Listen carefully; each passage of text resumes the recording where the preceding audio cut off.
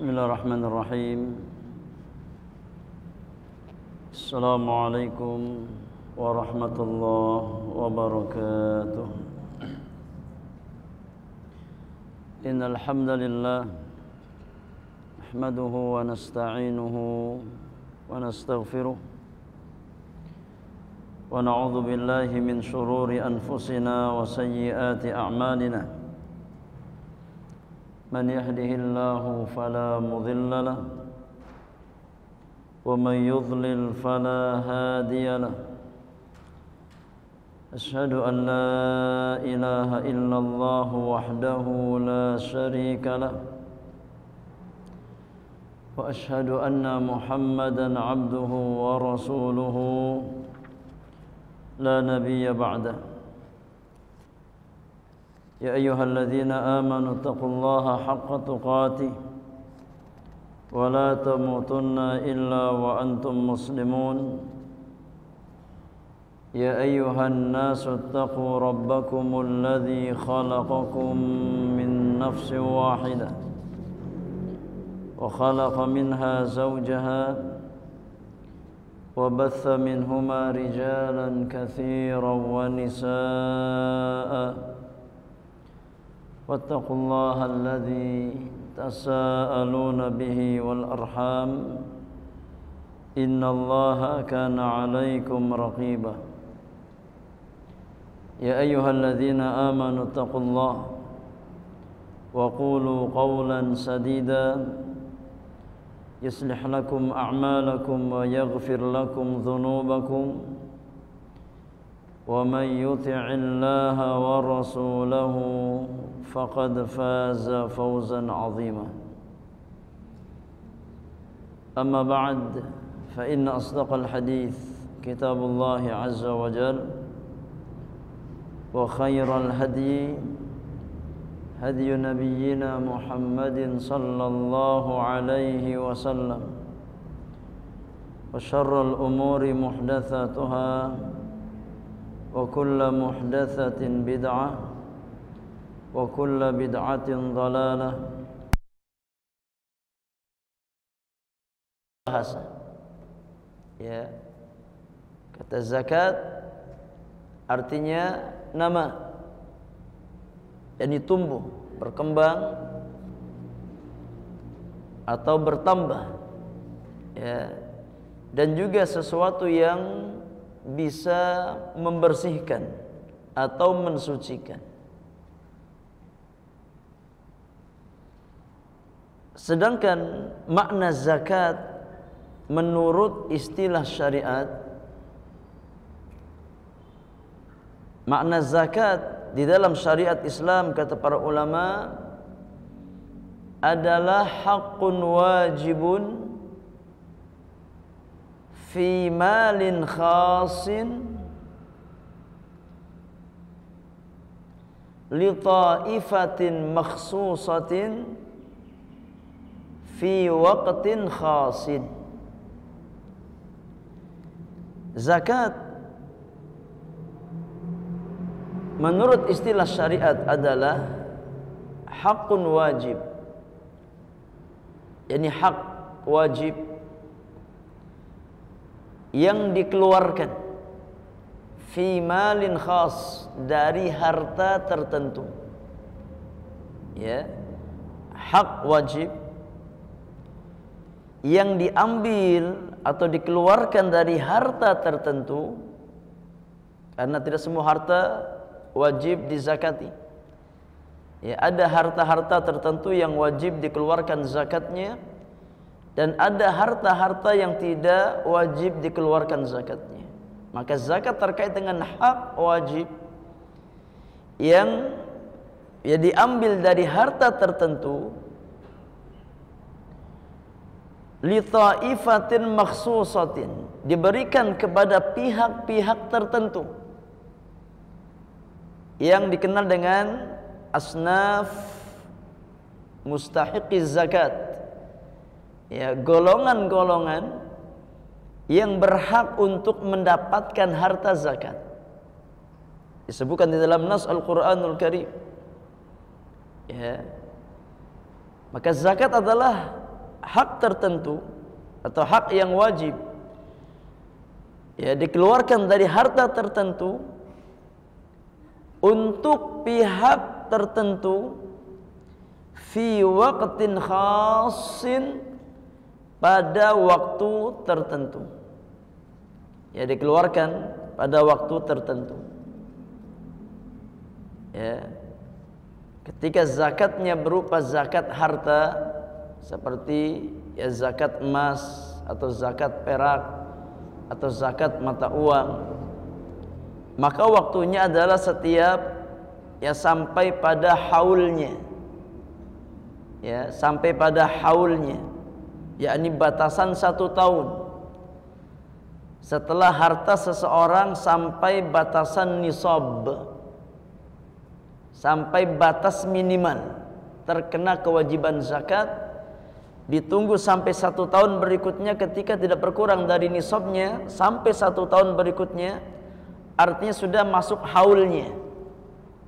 Maka ketika sudah masuk haulnya, wajib dikeluarkan dari zakat tersebut atau dari harta tersebut, diambil untuk zakat sebanyak 2,5% dari total ya harta yang kita miliki. Itu namanya waktun khas, fi waktin khas. Ya, dikeluarkan pada waktu tertentu, yakni ketika sudah sampai haulnya, sudah sampai 1 tahun dari nisab harta kita dan tidak berkurang dari nisabnya selama 1 tahun tersebut, ya, maka wajib untuk dikeluarkan zakatnya sebanyak 2,5%. Sedangkan apabila zakatnya berupa zakat pertanian, maka waktunya adalah ketika panen. Ini namanya fi waktin khas, di waktu tertentu. Ya, ketika yang ingin kita zakati berupa hasil pertanian, maka waktunya adalah ketika memanen hasil pertanian tersebut sesuai dengan ketetapan yang telah ditetapkan oleh syariat, antara 5% dan 10% dari hasil pertanian. Zakat di dalam syariat ini harta yang kita keluarkan, hak wajib yang kita keluarkan pada harta kita, dinamakan dengan zakat karena terkandung makna lugawi, ya terkandung makna bahasa. Harta yang kita keluarkan dalam bentuk zakat dinamakan zakat, ya, karena terdapat makna secara bahasa. Dan kita jelaskan di awal bahwasanya kata zakat di dalam bahasa Arab artinya apa? Yang pertama adalah an-nama, tumbuh dan berkembang, atau ziyadah, semakin bertambah. Ya. Dan yang kedua adalah at-tathhir, yakni sesuatu yang membersihkan atau mensucikan. Maka harta zakat ini ya diistilahkan dengan zakat karena memang berfungsi untuk menumbuh kembangkan harta seorang muslim. Ya.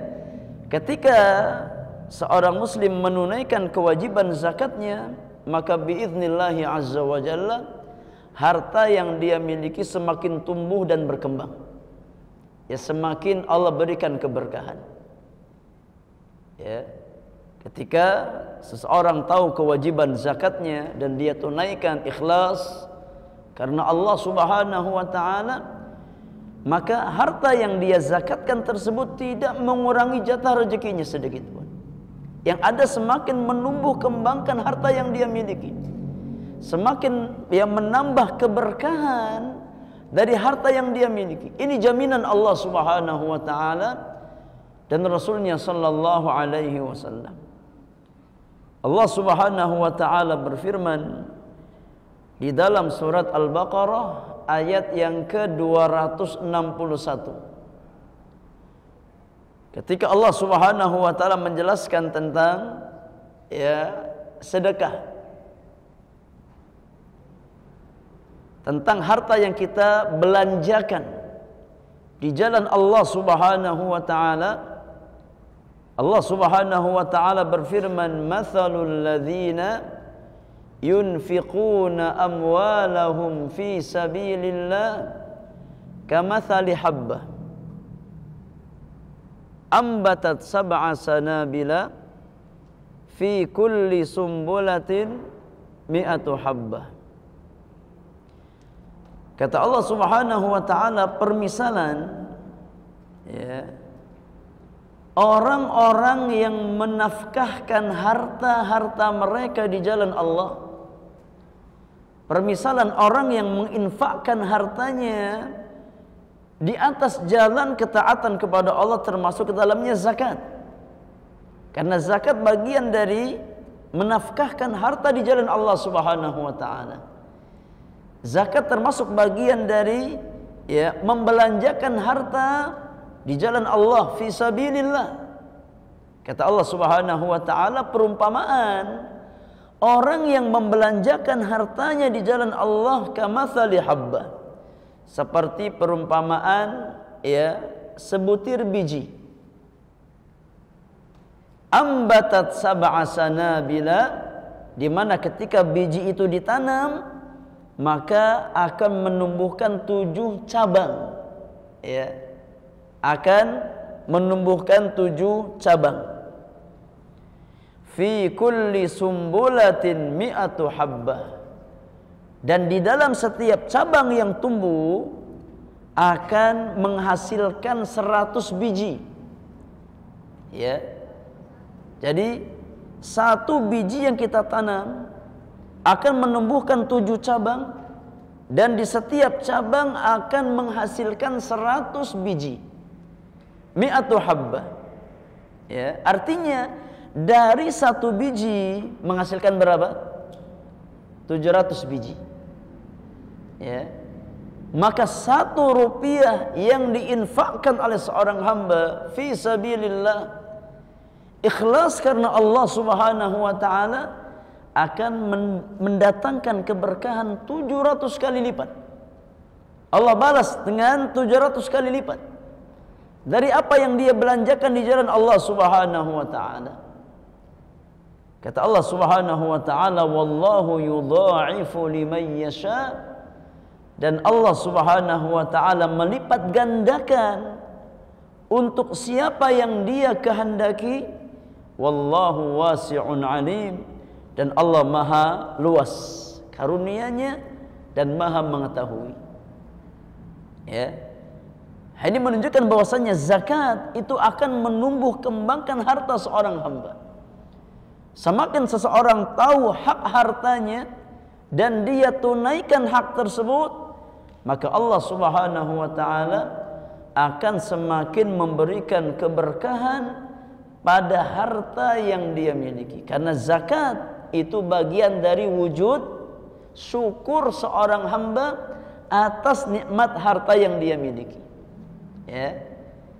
Ketika seorang muslim, seorang muslimah menunaikan kewajiban zakat hartanya, maka apa yang dia lakukan adalah bagian dari wujud syukur dia atas nikmat harta yang Allah berikan kepada dirinya. Dan Allah Subhanahu wa taala berfirman di surat Ibrahim, kata Allah Subhanahu wa taala, "La in syakartum la azidannakum."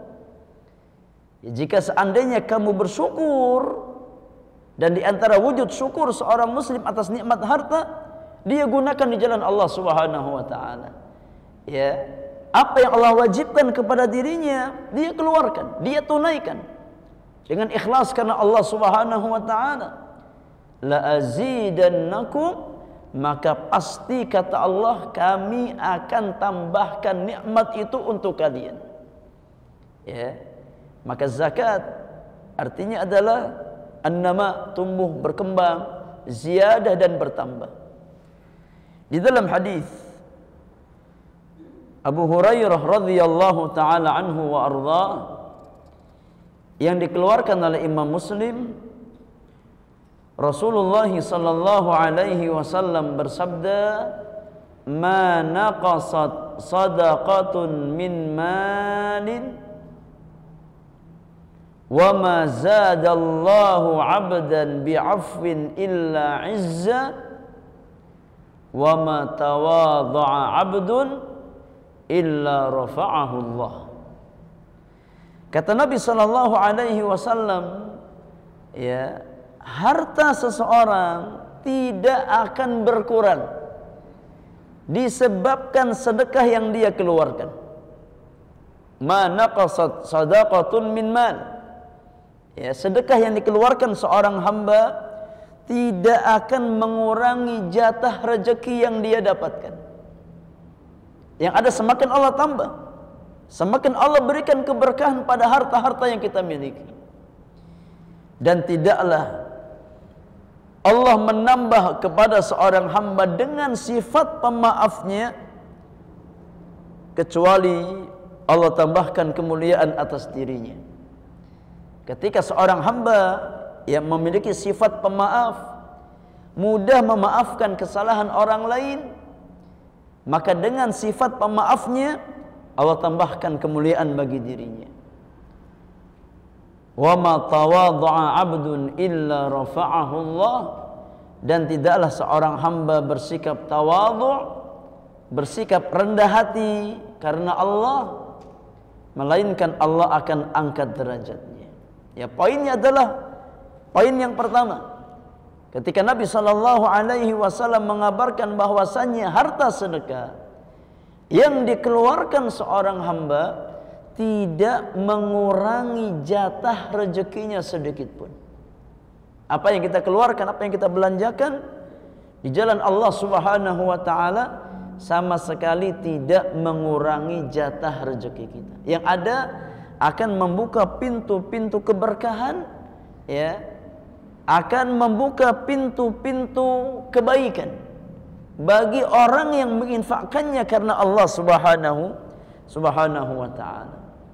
Adapun makna yang kedua di antara makna zakat, selain dia adalah tumbuh dan berkembang, adalah at-tathhir, yakni mensucikan, membersihkan. Ya. Dan ini diisyaratkan oleh nas Al-Qur'anul Karim. Allah sebutkan di surat At-Taubah ayat yang ke-103. Ini di antara fungsi zakat. Ya. Zakat selain akan menumbuh kembangkan harta kita, akan membuka pintu-pintu keberkahan, zakat juga berfungsi untuk membersihkan, untuk mensucikan harta yang kita miliki dan juga membersihkan jiwa-jiwa kita. Ya, membersihkan harta dan membersihkan jiwa orang yang mengeluarkan harta tersebut karena Allah Subhanahu wa taala. Allah Subhanahu wa taala berfirman di surat At-Taubah ayat yang ke-103, "Khudz min amwalihim shadaqatan tutahhiruhum wa tuzakkihim biha."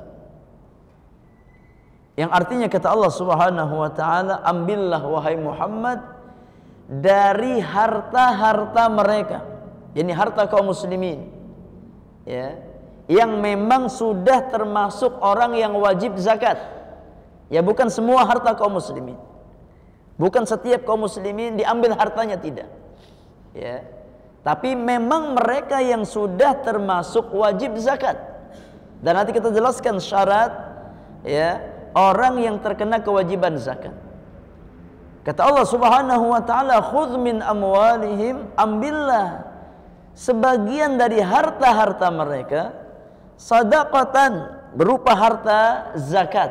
Makna sadaqah di sini artinya zakat, yang Allah wajibkan kepada orang-orang beriman yang memang terkena kewajiban zakat. Ambil sebagian dari harta mereka, ya, dalam bentuk zakat. Apa fungsi zakat tersebut? Kata Allah, tutahhiruhum, untuk membersihkan mereka, wa tuzakkihim biha, dan mensucikan jiwa mereka. Ya, untuk membersihkan dan mensucikan jiwa-jiwa mereka dengan harta sedekah tersebut. Apa makna membersihkan dan mensucikan? Syekh Abdurrahman bin Nasir As-Sa'di rahimahullah di dalam kitabnya Taisir Al-Karimir Rahman fi tafsiri Kalamil Mannan, ketika menafsirkan ayat di atas, beliau berkata, kata Syekh As-Sa'di, ayatu tahhiruhum minadz-dzunubi wal akhlaqir radhilah, di mana harta zakat itu berfungsi untuk membersihkan orang-orang beriman dari kotoran-kotoran dosa, dzunub. Ya, kita punya dosa, kita punya kesalahan, dibersihkan diantaranya dengan harta zakat kita. Ya. 2,5% yang kita keluarkan dari total kekayaan kita, di antara fungsinya adalah untuk membersihkan ya kotoran-kotoran yang disebabkan oleh dosa dan maksiat yang kita lakukan. Minadz-dzunub wal akhlaqir radhilah, dan untuk ya membersihkan jiwa dari akhlak-akhlak yang tercela. Apa contohnya jamaah? Seperti sifat bakhil, ya, sifat kikir. Ini akhlak yang hampir-hampir ada pada setiap manusia. Hampir-hampir orang itu jarang selamat dari penyakit apa? Penyakit bakhil, penyakit kikir, karena jiwa manusia itu cinta kepada dunia, cinta kepada harta. Ya, dan hal ini banyak diisyaratkan di dalam nas Al-Qur'anul Karim dan juga sunnah Rasulullah sallallahu alaihi wasallam. Ya. Allah Subhanahu wa taala berfirman, "Wa tuhibbunal mala hubban jamma." Dan kalian, yakni manusia, cinta kepada harta dengan kecintaan yang sangat besar, cinta yang sangat luar biasa. Saking cintanya kepada harta sampai-sampai membuat kita apa?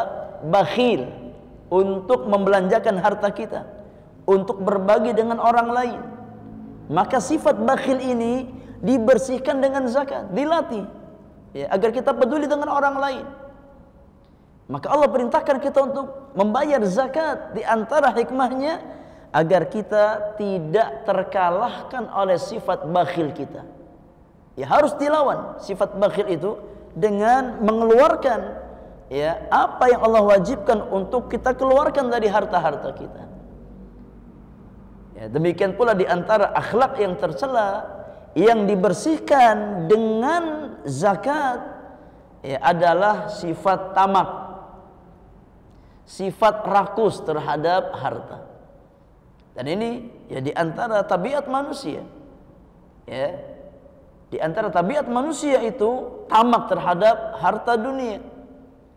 Ya, tamak terhadap ya harta. Kata Allah Subhanahu wa taala, "Innal insana li rabbih lakanud wa innahu ala dzalika lasyahid wa innahu li hubbil khairi lasyadid."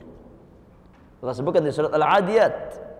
Kata Allah Subhanahu wa taala, sesungguhnya manusia itu terhadap Rabbnya sangatlah ingkar.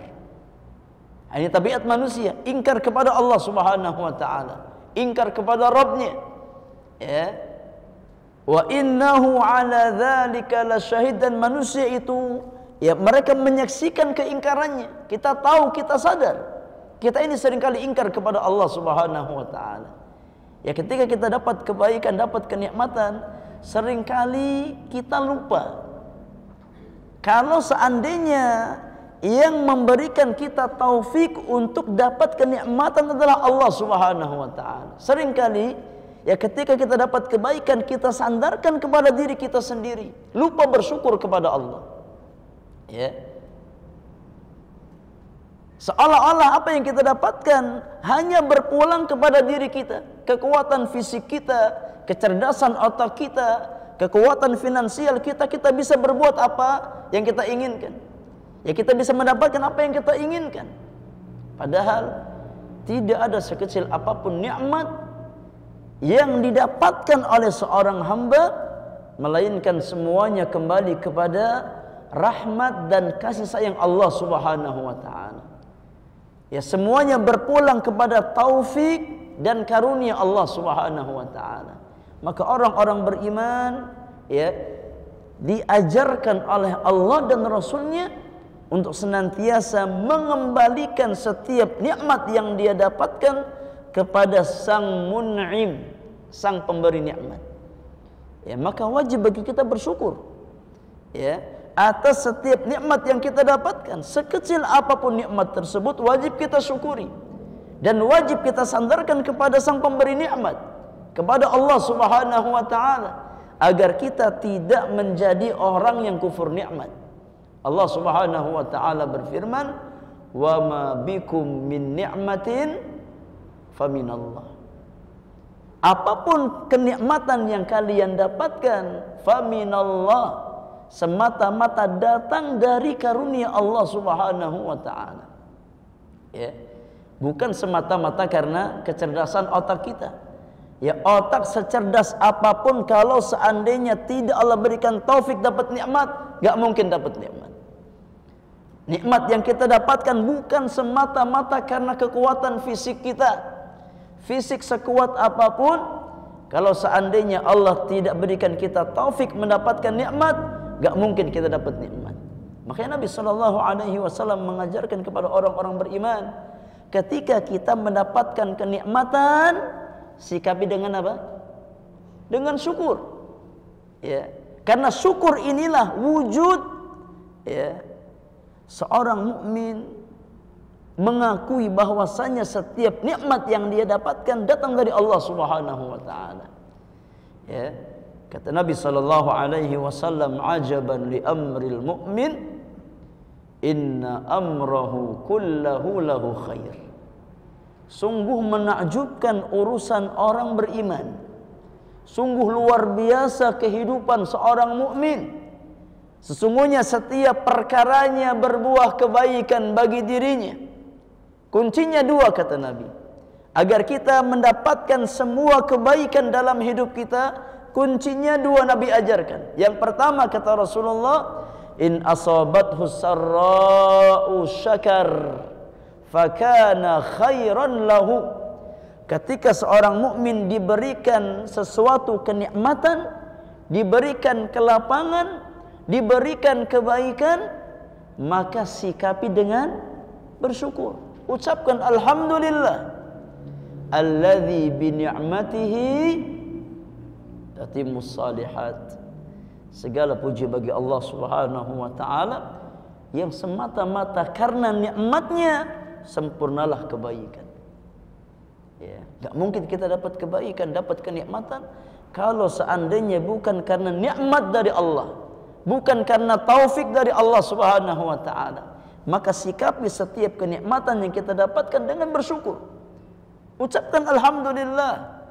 Ya, ucapkan alhamdulillahilladzi bi ni'matihi tatimmus shalihat, dan kita berusaha menggunakan nikmat tersebut di atas jalan ketaatan kepada Allah Subhanahu wa taala. Kunci yang kedua kata Nabi, wa in asabathu dharra'u sabar fakana khairan lah. Ketika seorang mukmin di dalam kehidupannya ya diuji dengan kesempitan, diuji dengan sesuatu yang tidak dia inginkan, tidak dia harapkan, ya, maka sikapi dengan kesabaran. Maka sabarnya seorang mukmin akan berbuah kebaikan bagi dirinya. Simple jamaah hidup itu. Ya, simple tapi enggak gampang. Ya. Yani simple.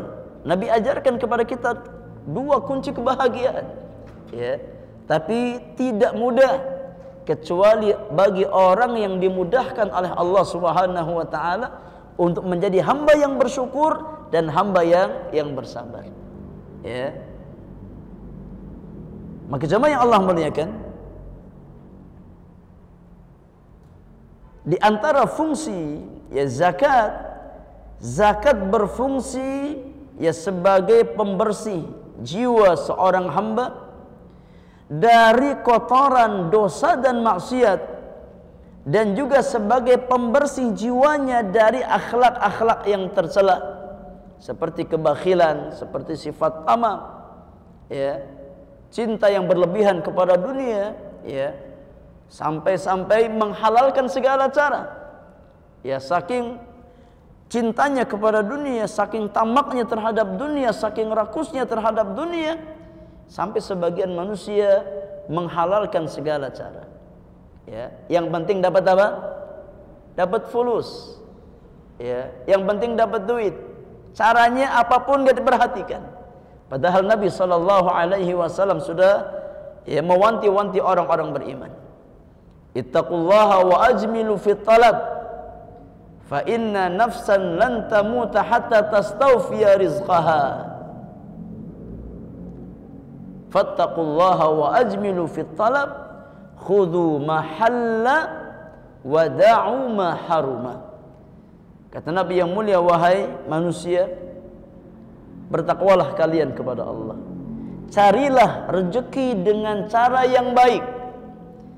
Karena setiap jiwa, kata Rasulullah, tidak akan meninggal dunia kecuali sudah disempurnakan jatah rezekinya. Tidak mungkin ada orang yang meninggal dunia kecuali memang jatah rezekinya sudah disempurnakan oleh Allah Subhanahu wa taala. Kata Nabi yang mulia, maka bertakwalah kalian kepada Allah. Carilah rezeki dari cara yang baik. Ambil yang halal dan tinggalkan yang haram. Ya. Jangan yang penting dapat, jangan. Ya, dapat tapi dari jalan yang haram, maka tidak akan menambah kepada kita kecuali, ya, kesempitan di dunia dan kesempitan di akhirat. Bayangkan jemaah, harta itu, ya, kalaupun kita dapat dari cara yang halal belum tentu kita selamat. Ya, karena setiap harta yang kita dapatkan akan ada hisabnya di hari kiamat. Ya, kalau kita ambil dari cara yang halal belum tentu kita selamat. Karena bisa jadi kita gunakan dengan apa untuk hal-hal yang diharamkan oleh Allah Subhanahu wa taala. Apalagi harta-harta yang kita ambil dari cara yang haram. Ya, makanya kata para ulama, al-mal halaluhu muhasabun wa haramuhu mu'adzabun. Ya, harta itu yang halal gak akan luput dari hisab. Ya, sedangkan yang haram maka tidak luput dari azab Allah subhanahu wa ta'ala. Maka cukupkan, ya, kita mengambil dari jalan-jalan yang dihalalkan oleh Allah Subhanahu wa ta'ala sedikit tapi berkah, lebih baik bagi orang-orang beriman daripada banyak tapi haram dan tidak ada keberkahannya. Ya, yang halal meskipun sedikit lebih baik bagi orang-orang beriman daripada banyak tapi haram, ya, karena hanya akan memberatkan hisab dan yang membuat seseorang, ya, diazab dengan hartanya baik di dunia ataupun di akhirat. Na'udzubillahi min dzalik. Kata Syekh Abdurrahman bin Nasir As-Sa'di, kita kembali kepada tafsir, ya, ayat At-Taubah 103. Wa tunammihim wa tazidu fi akhlaqihim al-hasanah wa a'malihim as-salihah. Sebagaimana harta zakat akan, ya, melahirkan akhlak-akhlak yang mulia dalam diri seorang hamba. Jadi antara fungsi zakat yang kita keluarkan, ya, selain membersihkan kita dari kotoran dosa dan akhlak yang buruk, zakat juga akan menumbuh kembangkan akhlak-akhlak yang mulia dalam diri seorang hamba. Ya, semakin seseorang menunaikan zakat hartanya, semakin dia, ya, memiliki akhlak yang mulia, kedermawanan, ya, kepedulian terhadap orang lain, ya, sifat rahmat, kasih sayang terhadap manusia, terhadap orang-orang miskin, terhadap orang-orang fakir. Ini semua akhlak yang mulia. Ya, ringan tangan membantu orang lain, ya, menutup hajat-hajat orang yang membutuhkan, ya, akan mengangkat derajat seorang hamba di hadapan Allah Subhanahu wa taala. Kata Nabi sallallahu alaihi wasallam, "Man yassara 'ala mu'sirin yassarahu Allahu fid dunya wal akhirah."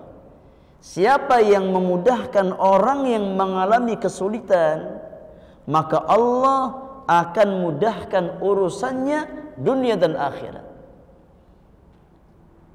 Wallahu fi aunil abdi ma kana al-'abdu fi auni akhi. Dan Allah Subhanahu wa taala akan senantiasa menolong seorang hamba selama hamba tersebut sudi berkenan untuk menolong saudaranya. Ya, maka zakat itu menambah akhlak-akhlak yang mulia dalam diri seorang hamba. Wa amalihim as-salihah, ditambah lagi zakat bisa membuka pintu-pintu amal saleh.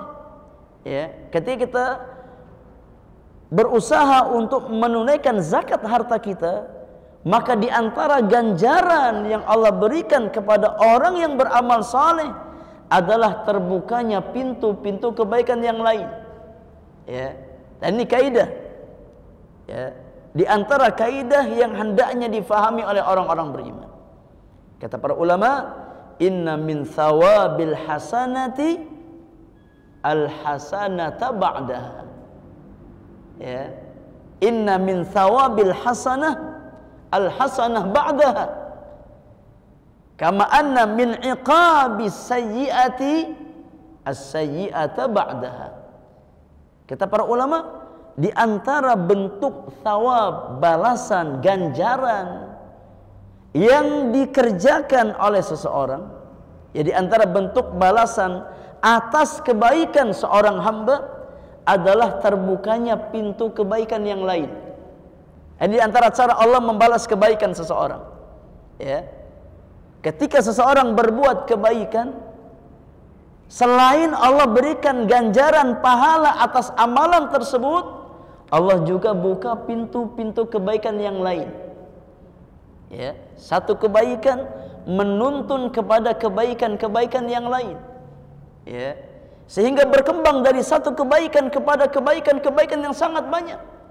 Sebagaimana sabda Rasulullah sallallahu alaihi wasallam, "Inna sidqa yahdi ilal birri wa innal birra yahdi ilal jannah." Kata Nabi sallallahu alaihi wasallam, sesungguhnya sikap jujur menuntun seseorang kepada jalan-jalan kebaikan, ya, akan membuka pintu-pintu kebaikan yang lain. Sedangkan kebaikan akan menuntun seorang hamba ke surga Allah Subhanahu wa taala. Ya. Maka zakat bisa menjadi pembuka pintu-pintu amal saleh bagi seorang hamba. Ya, ketika seseorang menunaikan zakat hartanya, Allah berikan keberkahan pada hartanya, dan Allah bukakan pintu-pintu kebaikan pada dirinya. Ya, Allah berikan keistiqomahan mengerjakan salat 5 waktu. Ya, Allah berikan keistiqomahan untuk datang ke majelis-majelis ilmu. Ya, bisa bertahan untuk istiqamah di majelis ilmu. Mungkin di antara sebabnya adalah ketika, ya, hamba tersebut menunaikan zakat hartanya, mampu istiqamah birrul walidain, istiqamah di dalam berbuat baik kepada tetangga, ya, istiqamah di dalam tilawatul Quran, istiqamah dalam tahajud qiyamul lail, istiqamah mengerjakan amalan-amalan sunnah. Ya, ini semua di antara buah dari kebaikan yang dikerjakan oleh seorang hamba, di antaranya zakat. Maka zakat, kata Syekh As-Sa'di, bisa menjadi pembuka amal-amal saleh bagi seorang hamba. Wa tazidu fi thawabihim ad-dunyawi wal ukhrawi, sehingga menambah pahala bagi dia. Ya, menambah pundi-pundi kebaikan dunia dan akhiratnya. Wa tunammi amwalahum, dan bisa menumbuh kembangkan harta-harta yang dia miliki. Ya. Maka jemaah yang Allah muliakan, ketika Allah Subhanahu wa taala membuka pintu kelapangan rezeki pada kita, maka jangan kita lupakan hak wajib dari harta yang kita miliki. Ya, jangan kita melupakan hak wajib dari harta yang kita miliki. Harus kita keluarkan agar harta kita tidak menjadi sumber kesempitan. Ya, kalau seseorang dilapangkan rezekinya oleh Allah, kemudian dia tidak menunaikan kewajiban hak harta tersebut, maka harta yang dia miliki Allah jadikan sebagai wasilah yang menyempitkan kehidupan dunia dan kehidupan akhiratnya. Na'udzubillah. Poin berikutnya kita bahas, ya, bahwasannya kewajiban zakat, ya, kewajiban zakat adalah perkara yang maklum di dalam agama kita. Ya, karena dalil wajibnya zakat dibangun di atas nas Al-Quranul Karim, kemudian sunnah Rasulullah sallallahu alaihi wasallam, dan juga ijma' kesepakatan para ulama. Ini masalah paling kuat. Ya, ketika satu permasalahan dibangun di atas 3 dalil ini, Al-Quran ada dalilnya, As-Sunnah ada dalilnya, dan juga ijma' para ulama, maka ya, masalah semacam ini ya adalah masalah yang paling kuat di dalam agama dan tidak boleh diingkari. Ya, tidak boleh diingkari. Maka terkait dengan kewajiban zakat, ada dalil yang mewajibkan dari Al-Quran, di antaranya surat At-Taubah 103 yang kita baca tadi. Ada dalil ya dari sunnah Rasulullah sallallahu alaihi wasallam, di antaranya hadis Bukhari dan Muslim dari jalan sahabat yang mulia Abdullah bin Umar ibn al-Khattab radhiyallahu taala anhu wa ardhah, di mana Rasulullah sallallahu alaihi wasallam pernah bersabda, "Buniyal Islamu ala khamsin." Kata Nabi yang mulia, Islam dibangun di atas 5 pondasi. Islam dibangun di atas 5 rukun. Syahadati an la ilaha illallah wa anna Muhammadan Rasulullah, wa iqamis salati, wa ita'iz zakati, wa hajjil baiti, wa saumi Ramadan. Kata Nabi yang mulia, Islam dibangun di atas 5 pondasi. Yang pertama adalah 2 kalimat syahadat, mempersaksikan bahwasannya tidak ada ilah yang hak kecuali Allah, dan mempersaksikan bahwasannya Muhammad adalah seorang utusan Allah. Pondasi yang kedua adalah mendirikan salat yang 5 waktu. Pondasi yang ketiga adalah menunaikan zakat yang Allah wajibkan kepada orang-orang beriman. Pondasi yang keempat adalah berhaji ke Baitullah, dan pondasi yang kelima adalah berpuasa di bulan Ramadan. Ini menunjukkan bahwasannya ya, zakat adalah satu di antara 5 rukun Islam. Ya, satu di antara 5 rukun Islam yang wajib untuk ditunaikan oleh seorang muslim. Poin berikutnya terkait dengan syarat wajib zakat. Terkait dengan syarat wajib zakat, para ulama kita menjelaskan, ya, syarat wajib zakat di antaranya adalah al-Islam. Ya, di antaranya adalah al-Islam. Maka zakat tidak diwajibkan atas orang-orang kafir. Ya, zakat tidak diwajibkan atas orang-orang kafir. Karena di antara syarat sahnya amalan adalah al-Islam. Ya. Adapun amalan-amalan yang dikerjakan oleh ya orang-orang kafir, maka tidak bernilai ibadah dan tidak bernilai pahala di sisi Allah Subhanahu wa taala. Sekalipun amalan tersebut ya yakni dipandang baik oleh manusia, tapi apa yang dipandang baik oleh manusia belum tentu bernilai kebaikan di sisi Allah Subhanahu wa taala. Maka di antara syarat sahnya amalan adalah al-Islam. Sebagaimana Allah Subhanahu wa taala firmankan tentang yakni infaknya orang-orang munafikun. Ketika Allah menjelaskan alasan kenapa infaknya orang-orang munafikun, kenapa sedekahnya orang-orang munafikun, kenapa zakatnya orang-orang munafikun tidak sampai kepada Allah Subhanahu wa taala. Allah jelaskan, wa ma mana'ahum an tuqbala minhum nafaqatuhum illa annahum kafaru billahi wa bi rasulihi. Kata Allah Subhanahu wa taala, dan tidak ada yang menghalangi nafkah-nafkah mereka, infak-infak mereka diterima oleh Allah Subhanahu wa taala. Tidak ada yang menghalangi sedekahnya orang-orang munafikun diterima oleh Allah Subhanahu wa taala illa annahum kafaru billahi wa bi rasulihi, kecuali karena mereka itu kufur kepada Allah dan Rasulnya. Maka syarat sahnya amalan adalah al-Islam, mempersaksikan bahwasanya tidak ada ilah yang hak kecuali Allah, dan mempersaksikan bahwasanya Muhammad adalah utusan Allah.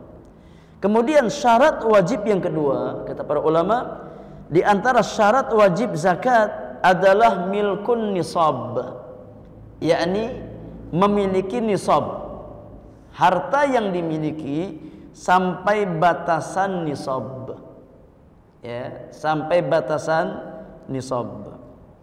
Ketika harta seseorang tidak sampai nisab, maka tidak ada kewajiban zakat pada orang tersebut. Dan nanti kita jelaskan berapa nisab yang harus dimiliki seseorang sehingga dia termasuk ke dalam bagian wajib zakat. Nanti kita jelaskan nisab harta, yang ketika harta seseorang sampai pada batasan nisab tersebut, berarti dia termasuk wajib zakat. Nanti kita jelaskan ketika kita membahas hadisnya. Kemudian syarat yang ketiga, di antara syarat wajib zakat adalah mudiyul hauli, berlalunya satu haul. Berlalunya satu haul dari nisab tersebut, terkait dengan harta-harta yang memang kewajiban zakatnya terkait dengan haul. Karena harta yang wajib dizakati ada yang terkait dengan haul, ada yang tidak terkait dengan haul, tapi terkait dengan masa panen. Maka harta-harta yang kewajiban zakatnya terkait dengan haul, di antara syarat wajibnya apa? Terpenuhi haul. Sudah berlalu satu haul dari nisab harta tersebut. Sedangkan harta-harta yang tidak terkait dengan haul, seperti harta zakat pertanian atau harta barang temuan, maka tidak terkait dengan haul, tapi terkait dengan adanya sebab, seperti panen pada hasil pertanian, atau adanya barang temuan, ketika seseorang menemukan barang temuan yang wajib untuk dizakati. Ini 3 syarat wajib zakat. Yang pertama adalah al-Islam, yang kedua adalah bulughun nisab, sampai batas nisab minimal, yang ketiga adalah berlalunya haul, satu haul dari harta yang dimiliki oleh seseorang. Nah, wallahu a'lam. Hadis yang pertama yang penulis bawakan di dalam Kitabuz Zakat, Al-Imam membawakan hadis Abdullah bin Abbas radhiyallahu taala anhuma.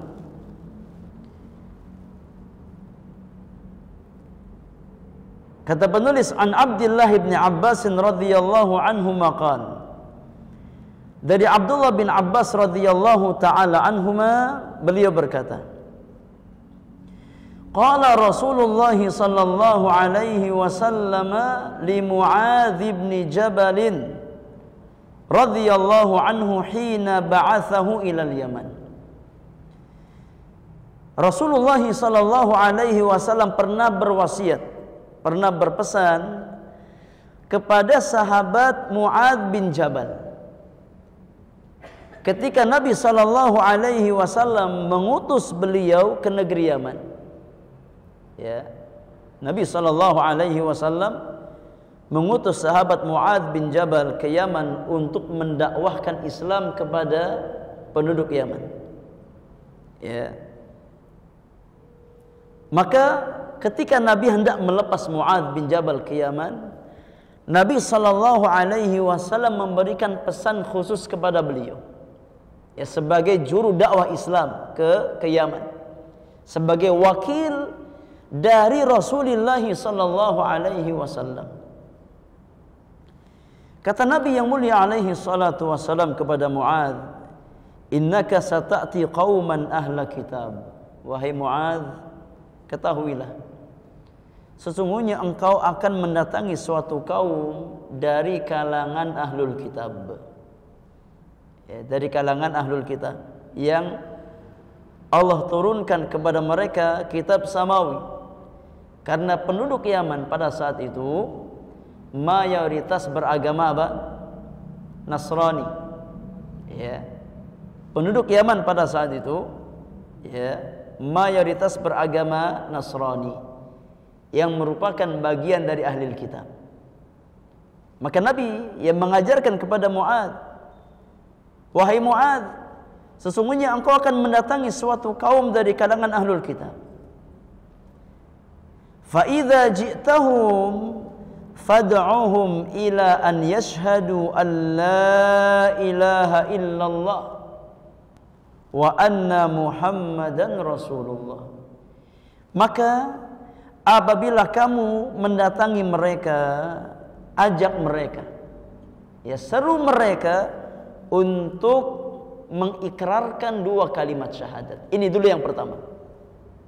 Ya, setibanya engkau di Yaman, sampai ya ke negeri Yaman, bertemu dengan penduduk Yaman yang mayoritas beragama Nasrani, maka ajak mereka kepada dua kalimat syahadat.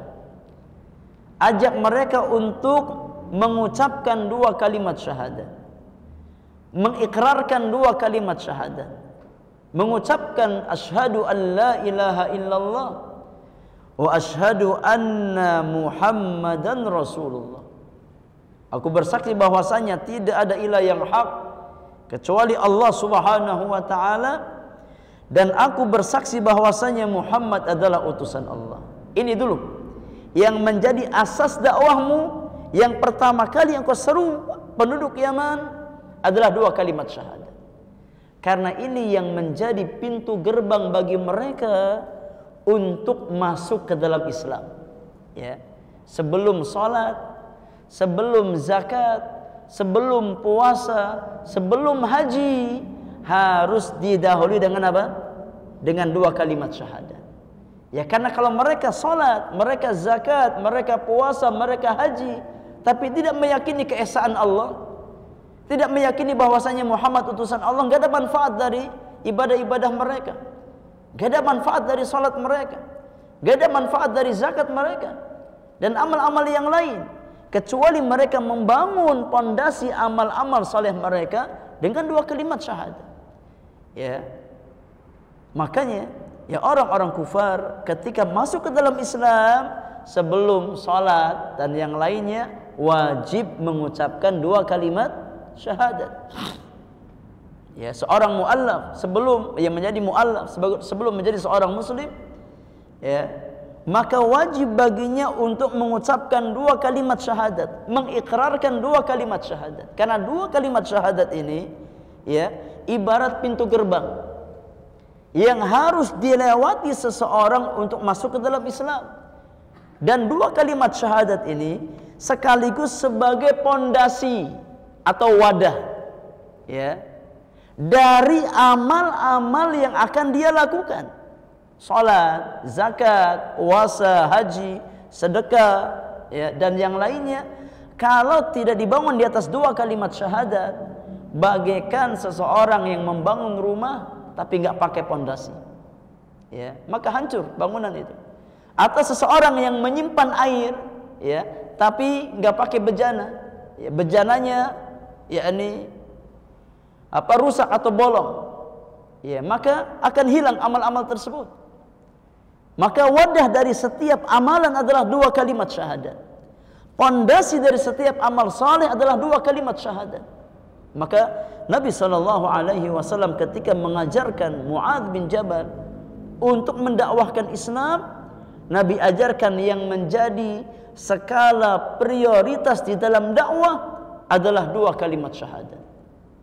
Meyakini bahwasannya tidak ada sembahan yang hak kecuali Allah, tidak ada sembahan yang benar kecuali Allah, dan meyakini bahwasannya Muhammad bin Abdullah adalah seorang hamba dan utusan Allah Subhanahu wa taala. Allah wajibkan langsung kepada Nabi dengan tanpa perantara malaikat Jibril. Beda dengan syariat-syariat yang lain. Ya, zakat, puasa, haji dan yang lainnya disyariatkan kepada Rasulullah melalui perantara malaikat Jibril alaihi salam.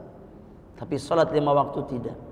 Ketika Allah hendak mewajibkan salat 5 waktu kepada orang-orang beriman, maka Allah panggil nabinya menghadap Allah langsung, ya, dalam peristiwa yang kita kenal dengan nama Isra dan Mi'raj. Allah perjalankan nabinya, ya, menaiki kendaraan yang bernama Buraq, yang kecepatannya, ya, 1 langkah Buraq sejauh mata memandang, sangat cepat. Allah perjalankan di malam hari dari Masjidil Haram ke Masjidil Aqsa di Palestina, kemudian dari Masjidil Aqsa ke Sidratul Muntaha, ya, naik ke Sidratul Muntaha, ke atas langit yang ke-7, menghadap Allah Subhanahu wa taala untuk kemudian menerima kewajiban salat yang 5 waktu. Ini menunjukkan keistimewaan salat, menunjukkan keagungan salat, menunjukkan betapa besarnya syariat salat ini, ya. Oleh karenanya ketika Nabi SAW mengajarkan fikih dakwah kepada Mu'adz bin Jabal, setelah mengajak, ya, penduduk Yaman untuk mengikrarkan 2 kalimat syahadat, Nabi ajarkan, ya, untuk mengajak mereka kepada salat yang merupakan rukun Islam terbesar setelah 2 kalimat syahadat, yang merupakan amalan dan syariat terbesar di dalam Islam.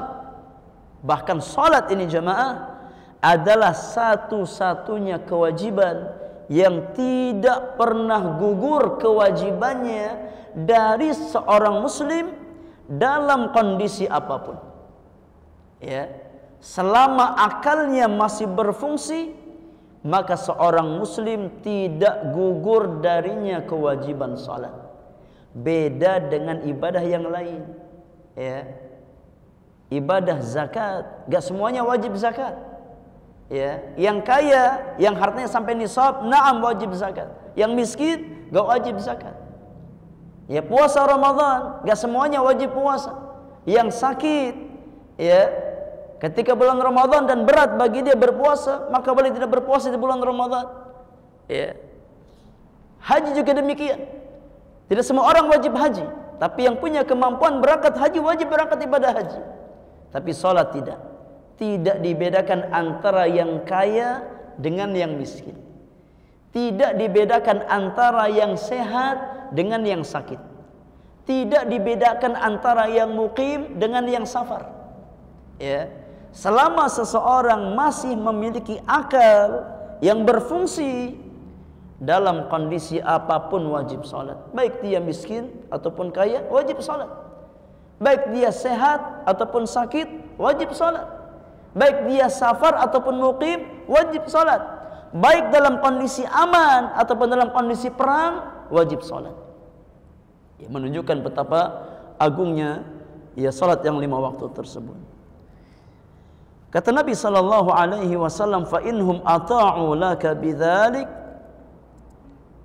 fa akhbirhum anna Allah qad farada 'alaihim shadaqatan tu'khadhu min aghniyaihim faturaddu 'ala fuqaraihim. Kata Nabi yang mulia, kalau seandainya mereka, wahai Mu'adz, penduduk Yaman, ya, menerima ajakanmu untuk salat, ya sudah mengikrarkan 2 kalimat syahadah, kemudian mereka, ya, sudah mengerjakan kewajiban salat yang 5 waktu, kata Nabi yang mulia, maka kabarkan kepada mereka bahwasannya Allah Subhanahu wa ta'ala yang, ya, kita yakini tidak ada ilah yang hak kecuali dirinya, Allah Subhanahu wa ta'ala yang telah mewajibkan salat yang 5 waktu atas orang-orang beriman, dia pula Allah yang mewajibkan atas orang-orang beriman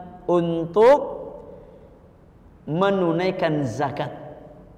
Ya, Allah yang mewajibkan atas orang-orang beriman untuk menunaikan zakat, mengeluarkan zakat, yang diambil kewajiban zakat itu dari orang-orang kaya, dari kalangan kaum muslimin, ya, dari orang-orang yang hartanya sampai nisab, sampai batas minimal yang dimiliki oleh seseorang untuk wajib zakat, diambil dari orang-orang kaya, kemudian dikembalikan untuk orang-orang miskin, ya, agar harta itu tidak dimonopoli oleh orang-orang kaya, agar harta juga bisa dirasakan manfaatnya oleh orang-orang miskin. Maka Allah mewajibkan, ya, bagi orang-orang kaya untuk mengeluarkan sebagian harta mereka sebanyak 2,5%, diambil dari harta orang-orang kaya, kemudian dikembalikan untuk orang-orang miskin. Fa inhum ata'u laka bidzalik, kata Nabi yang mulia, kalau seandainya mereka taat kepadamu, ya, mereka melakukan apa yang kau perintahkan kepada mereka, sudah mengikrarkan 2 kalimat syahadat, sudah menerima kewajiban salat yang 5 waktu, kemudian sudah menerima kewajiban zakat bagi orang-orang kaya di antara kaum muslimin, kata Nabi yang mulia, fa iyyaka wa karaima amwalihim, maka jauhi oleh kamu mengambil harta-harta kesayangan mereka dalam mengambil zakat. Ya, ketika harus mengambil zakat, maka harta zakat jangan diambil dari harta yang mereka sayangi, yang mereka cintai. Ya, contoh, ketika yang mereka wajib untuk membayar zakat berupa peternakan, ya, zakat sapi atau zakat kambing atau zakat unta, maka yang diambil jangan hewan yang terbaik yang mereka miliki. Kata Nabi, jauhi oleh kamu untuk mengambil harta-harta kesayangan mereka, ya, tapi harta zakat diambil dari harta pertengahan, bukan harta yang paling bagus yang disayangi oleh pemiliknya, bukan pula harta yang paling jelek, tapi ambil dari harta yang pertengahan, ya, yang pertengahan. Kecuali kalau memang pemiliknya, ya, dengan sukarela memberikan yang terbaik dari hartanya, nggak ada masalah. Tapi bagi petugas pengambil zakat, ketika harus mengambil zakat, hai kaum muslimin, maka ambil dari harta pertengahan yang mereka miliki. Jangan ambil dari yang paling bagus, ya, sehingga memberatkan pemiliknya, dan jangan ambil dari yang paling apa? Yang paling jelek. Gak layak buat apa harta zakat. Kata Nabi sallallahu alaihi wasallam, "Wattaqi da'watal mazlum, fa innahu laisa bainaha wa bainallahi hijabun." Dan hati-hatilah engkau wahai Mu'adz dari doa pihak yang terzalimi. Ya, ketika engkau punya wewenang mengambil zakat, ya, engkau punya hak mengambil zakat, ya, dari harta kaum muslimin, tapi jangan sewenang-wenang. Ya, jangan sampai berbuat zalim. Ya, jangan sampai engkau gunakan wewenangmu untuk menzalimi pihak lain. Ya, maka Nabi ingatkan kepada sahabat Mu'adz bin Jabal, agar jangan sampai berbuat kezaliman kepada manusia. Meskipun beliau punya hak, diberikan hak oleh Nabi sallallahu alaihi wasallam. Ya, tapi jangan sampai menyalahgunakan wewenang untuk mengambil harta manusia dengan tanpa hak. Ya. Kata Nabi yang mulia, wattaqi da'watal mazlum, dan takutlah engkau dari doa orang yang terzalimi, fa innahu laisa bainaha wa bainallahi hijabun, karena sesungguhnya antara doa orang yang terzalimi dengan Allah tidak ada hijab, tidak ada penghalang. Allah akan ijabah ya doa orang yang terzalimi ketika dia berdoa kepada Allah Subhanahu wa taala yang minta kebinasaan kepada orang yang menzalimi, maka Allah akan ya ijabah doa orang yang terzalimi tersebut. Wallahu a'lam. Kita ambil beberapa pelajaran dari hadis Abdullah bin Abbas radhiyallahu taala anhuma tentang kisah diutusnya Mu'adz bin Jabal ke negeri Yaman oleh Rasulullah sallallahu alaihi wasallam. Di antara faedah yang bisa kita ambil, yang pertama adalah ya pentingnya untuk membekali diri dengan ilmu sebelum terjun ke medan dakwah. Ya penting bagi seorang dai untuk membekali diri dengan ilmu sebelum ia turun ke medan dakwah, sebelum terjun ke medan dakwah. Ya, agar dakwah yang kita lakukan terbimbing di atas basirah, di atas petunjuk. Ya. Karena dakwah itu butuh ilmu, bukan hanya butuh semangat. Semangat bagus dalam berdakwah, tapi semangat yang tidak dibangun di atas ilmu, ya, maka dikhawatirkan bisa bersifat kontraproduktif. Ya, ketika kita bersemangat mengajak manusia kepada kebaikan tapi kita nggak punya ilmu, dikhawatirkan justru kita membawa manusia kepada kesesatan. Na'udzubillah. Maka penting bagi seorang dai sebelum ia berdakwah, penting untuk membekali diri dengan ilmu. Dan ini yang Nabi tanamkan kepada sahabat-sahabat beliau. Ya, sebelum mengutus para sahabat, ya maka Nabi faham. Nabi cari orang-orang yang memang layak untuk berdakwah. Ya, maka Nabi tunjuk Mu'adz karena Mu'adz di antara orang yang faqih. Ya, orang yang faham tentang agama Allah Subhanahu wa taala, maka ditunjuk oleh Nabi alaihi salatu wasallam. Dan sebelum melepas Mu'adz, Nabi juga memberikan pembekalan kepada Mu'adz. Ya, bagaimana ya seorang dai berdakwah. Nabi ajarkan ya metode dakwah agar tidak salah di dalam berdakwah. Dan ini ya di antara kewajiban seorang dai. Sebelum kita berusaha mengajak manusia kepada jalan Allah, maka bekali diri kita dengan basirah, dengan ilmu, dengan petunjuk Allah dan Rasulnya sallallahu alaihi wasallam. Ya, karena kalau kita nggak tahu kebaikan, bagaimana kita mengajak manusia kepada kebaikan? Kalau kita nggak tahu syariat Islam, bagaimana kita mengajak manusia kepada syariat Islam itu sendiri? Ya, maka kewajiban pertama kali seorang muslim adalah membekali dirinya dengan ilmu. Allah Subhanahu wa taala berfirman di surat Yusuf ayat yang ke-108. Surat Yusuf ayat yang ke-108, Allah Subhanahu wa taala berfirman, "Qul hadhihi sabili ad'u ila Allahi ala basiratin ana wa manittaba'ani." Kata Allah Subhanahu wa taala, katakan wahai Muhammad, hadhihi sabili, katakan inilah jalanku. Ya, apa jalannya Nabi alaihi salatu wasalam? Jalannya Rasulullah, ad'u ilallah, aku menyeru manusia kepada jalan Allah, jalan dakwah. Ya, jalan Nabi, jalan anbiya wal mursalin adalah jalan dakwah. Jalannya para nabi dan rasul adalah mengajak manusia kepada Allah. Ad'u ilallah, Aku mengajak kepada Allah Subhanahu wa taala. Makanya Allah mengatakan tidak ada kalimat yang terucap dari lisan seorang hamba yang lebih baik daripada orang yang mengajak manusia kepada Allah. Ya, tidak ada kalimat yang lebih baik terucap dari lisan seseorang kecuali lisan yang digunakan untuk mengajak manusia kepada kebaikan.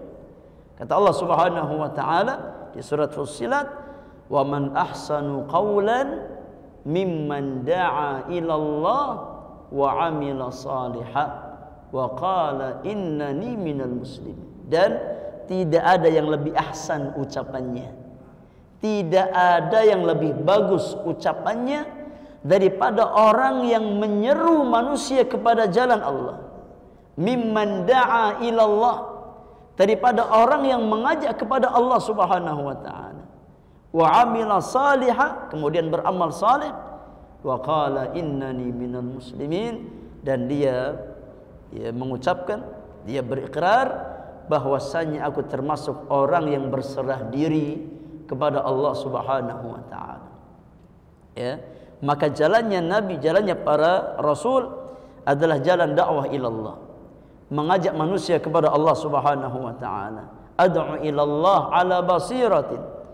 Aku mengajak kepada Allah di atas basirah, di atas ilmu.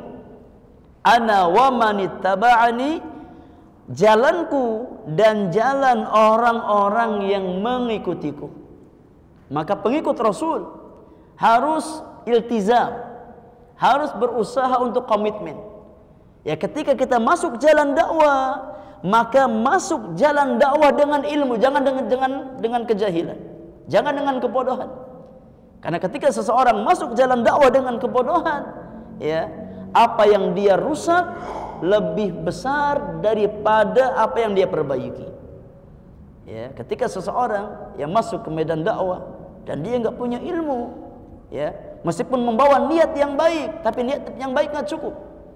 Ya, niat yang baik harus dibangun di atas pondasi ilmu, ala basiratin, di atas basirah, di atas petunjuk Allah Subhanahu wa taala.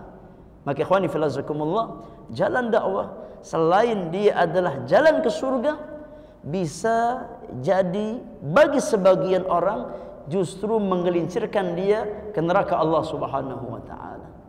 Ya, ketika seseorang yakni memaksakan diri masuk ke jalan dakwah dan dia tidak berusaha membekali diri dengan ilmu, ya, maka yang ada bisa jadi dia mengajak manusia kepada jalan-jalan kesesatan. Ya, kepada jalan-jalan yang dimurkai oleh Allah Subhanahu wa taala. Maka penting bagi seorang muslim, seorang muslimah, ya, ketika kita memiliki semangat untuk mengajak manusia kepada jalan Allah, bagus, jaga semangat tersebut, tapi jangan sampai melebihi kapasitas ilmu yang kita miliki. Silakan dakwah, tapi sesuai dengan kapasitas ilmu kita. Jangan melampaui batasan, jangan offset, ya, nggak boleh offset. Ya, kalau offset, ya, yakni seseorang melebihi batasan yang dia miliki, akhirnya berbicara dengan tanpa ilmu, ya, akhirnya yang ada dhalun mudhillun, dia tersesat dan bisa menyesatkan orang lain. Na'udzubillah. Maka bertakwa kepada Allah Subhanahu wa taala, berdakwah sesuai dengan kapasitas ilmu yang kita miliki. Wallahu a'lam. Faedah yang kedua, di antara faedah yang bisa kita ambil dari hadis Abdullah bin Abbas adalah pentingnya untuk tadarruj di dalam berdakwah. Pentingnya, ya, bertahap di dalam berdakwah. Ya. Dan kita mengambil skala prioritas dalam dakwah. Maka ini di antara fikih dakwah. Ya, dakwah itu enggak serampangan, ya, enggak asal jalan, tapi harus menggunakan fikih dakwah. Dan di antara bentuk fikih dakwah yang Nabi ajarkan adalah dakwah secara bertahap, tadarruj, ya, sampaikan ilmu secara bertahap. Kemudian mulai dari hal-hal yang paling basic dan hal-hal yang paling penting. Dan perkara terpenting di dalam Islam terkait dengan tauhidullah azza wa jalla. terkait dengan mengesahkan Allah Subhanahu wa taala, terkait dengan kewajiban ya untuk mentauhidkan Allah Subhanahu wa taala. Oleh karenanya jemaah yang Allah muliakan, ketika kita ya belajar kisah-kisah dakwah para nabi dan rasul, kita dapatkan bahwasannya dakwah mereka ya diawali dengan awal yang sama, yaitu mengajak umatnya untuk mentauhidkan Allah Subhanahu wa taala, mengajak umatnya untuk mengesahkan Allah Subhanahu wa taala. Karena memang inilah tujuan Allah menciptakan jin dan manusia, agar kita beribadah hanya kepada Allah Subhanahu wa taala. Ya, wa ma khalaqtul jinna wal insa illa liya'budun. Dan tidaklah aku ciptakan jin dan manusia kecuali agar mereka hanya beribadah kepadaku. Maka skala prioritas dakwah adalah mengajak manusia untuk memurnikan peribadatan hanya kepada Allah Subhanahu wa taala dan menjauhi segala macam bentuk peribadatan, penghambaan diri kepada selain Allah Subhanahu wa taala, apapun bentuknya. Ya, apapun bentuk yang diibadahi selain Allah. Ya, kita peringatkan manusia dari ya segala macam bentuk peribadatan kepada selain Allah, karena orang-orang beriman meyakini bahwasanya tidak ada ilah yang hak kecuali Allah Subhanahu wa taala. Faedah yang ketiga di antara faedah yang bisa kita ambil dari hadis Abdullah bin Abbas ya adalah kewajiban dan keagungan salat yang 5 waktu. Kewajiban dan keagungan ya salat yang 5 waktu. Ya, sehingga salat termasuk ke dalam prioritas dakwah setelah 2 kalimat syahadat. Ya, maka senantiasa kita ajak manusia untuk salat. Peringatkan manusia dari meninggalkan salat. Ya, karena masih banyak ya sebagian kaum muslimin, sebagian saudara kita yang meninggalkan salat. Ya, atau meninggalkan sebagian salat. Maka diingatkan ya bahwasanya salat adalah ibadah yang sangat agung di dalam Islam, bahwasanya salat adalah parameter kebaikan ya seorang hamba. Bahkan menjadi parameter ya baik dan buruknya amal-amal yang kita lakukan di dunia. Faedah yang keempat di antara faedah dari hadis Abdullah bin Abbas adalah kewajiban dan keagungan zakat di dalam Islam. Kewajiban dan keagungan zakat di dalam Islam. Ya, sehingga Nabi sallallahu alaihi wasallam jadikan sebagai satu di antara prioritas dakwah yang mengajak manusia kepada syariat Islam, di antaranya zakat. Ya, karena zakat kata para ulama termasuk ke dalam ibadah maliyah, ibadah harta. Sedangkan salat bagian dari ibadah apa? Ibadah badaniyah, ibadah fisik, ibadah badan. Ya, maka seorang muslim ya, yakni dia pergunakan jiwanya, raganya, hartanya untuk beribadah kepada Allah Subhanahu wa taala. Apa yang kita miliki dari Allah, maka kita pergunakan untuk beribadah kepada Allah Subhanahu wa taala. Fisik kita, badan kita gunakan salat lillahi taala, maka harta kita gunakan untuk yang menunaikan kewajiban yang Allah wajibkan kepada kita, di antaranya adalah dengan membayarkan zakat yang Allah wajibkan atas orang-orang yang beriman ketika dia termasuk ke dalam pihak yang wajib untuk menunaikan zakat. Faedah yang terakhir, faedah yang kelima yang bisa kita ambil dari hadis Abdullah bin Abbas adalah larangan dari berbuat kezaliman. Larangan dari berbuat kezaliman, secara khusus pihak yang diberikan kewenangan. Maka jangan sampai menyalahgunakan wewenang untuk mengambil harta orang lain dengan tanpa hak. Ya, ingat, wewenang kita amanah. Ya, dan amanah itu akan ada pertanggungjawabannya. Makanya Nabi SAW ketika mengutus Mu'adz bin Jabal, Nabi ingatkan, wahai Mu'adz, ente ini wakil. Ya, aku berikan kamu wewenang untuk mengambil zakat, tapi jangan sampai engkau salah gunakan wewenang. Ya, dengan mengambil harta orang lain dengan tanpa hak. Kata Nabi, jauhi kezaliman. Ya, ittaqu da'watal mazlum. Jauhi, ya, hati-hati dari doanya pihak yang terzalimi. Karena doanya orang yang terzalimi itu sangat mustajab. Kalau dia minta kepada Allah, Allah berikan apa yang dia minta. Bahkan kata Nabi yang mulia, meskipun yang dizalimi adalah orang yang kafir, yang menzalimi adalah seorang muslim, ya, maka bisa jadi, ya, kezaliman yang dia lakukan menjadi sebab kebinasaan bagi orang yang zalim tersebut.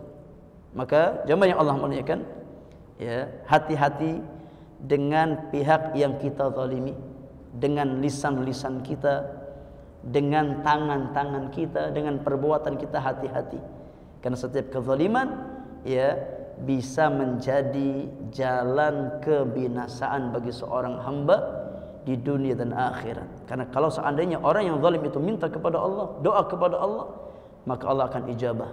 Ya, kalau seandainya, yakni orang yang kita zalimi mendoakan kebinasaan untuk kita, maka dikhawatirkan, ya, doa tersebut menjadi sebab kebinasaan kita di dunia dan akhirat. Wallahu ta'ala a'la wa a'lam.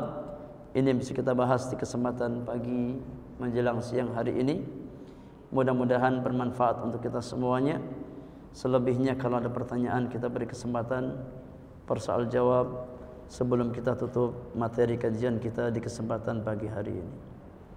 Semoga bermanfaat untuk kita semuanya.